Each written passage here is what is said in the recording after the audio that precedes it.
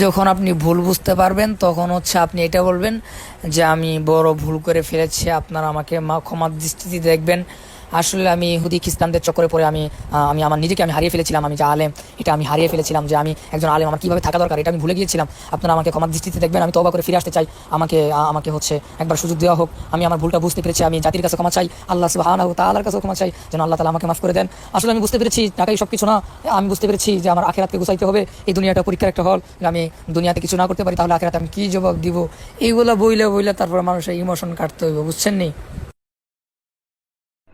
আরে আমি কম যে আমার 3,25,000 টাকা বক্তা সুযোগ চুরি মাইরা লিয়া গেছে গা, এর লেগে আমি আজকে এমন হয়ে গেছে আমি আর ওয়াশ টাশ করবো না। এই হুজুর নামক সুতমারানি খানকির ফলার হইলে এই দেশের ধ্বংসের কারণ। হেরা হইছে এই দেশটা নষ্ট করতেছে। ভাই আপনি বেশি বুঝতে চায়েন না ভাই। এই মেয়ে এইগুলা যদি আপনি জড়ান ভাই, তাহলে মানে পুরাটাই বাস মেরে যাবো ভাই। আমি যেটা কইছি ভাই এটাই শুনেন ভাই, বেশি বুঝেন না।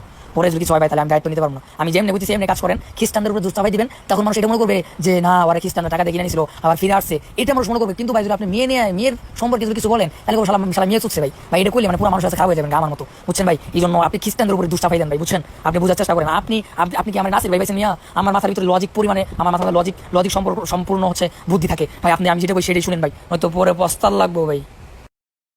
আরে শরীর তুলে আমার 3,25,000 টাকা মেরে লিয়ে গেছে এডি কম বেটা যে হ্যাঁ কারণে আজকে হ্যাঁ বক্তা নামের কলঙ্কে চুতমারানির পোলা হ্যাঁ আমার 3,25,000 টাকা মেরে লিয়েছে। এই সে হ্যার উপরে নাম দিব গোয়ার তলা ফাটালাম, বুঝছ না?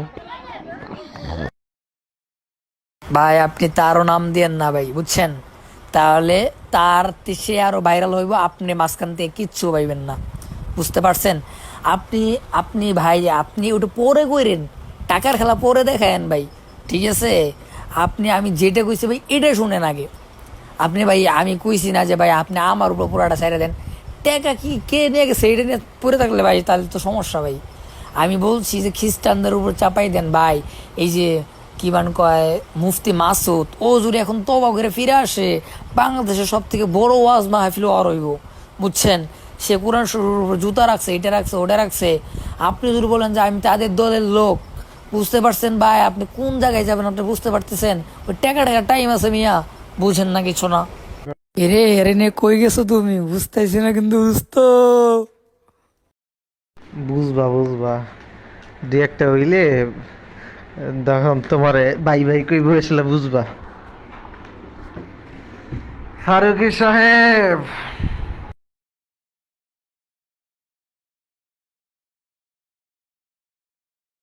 আরে পাগল, বাংলাদেশের ভিতরে সব থেকে বিখ্যাত সেলুন হচ্ছে আহ, আক্তার আলী। বাংলাদেশের ভিতরে বিখ্যাত। এই যে কয়েকদিন আগে রাজকুমার যে ঈদের মধ্যে মুক্তি পাইল না, এই রাজকুমারের যে লুকটা এটা দিয়েছে কি আক্তার আলী মিয়া। হ্যাঁ, আক্তার আলী কি এটা তো আপনি চিনেনি না এখনো? বাবা আমি মুসলিম টিভিতে আছি তো এই জন্য কথা বলতে পারতেছি না। হ্যাঁ, আমি হচ্ছে জানাবো আপনাকে, কোনো সমস্যা নাই।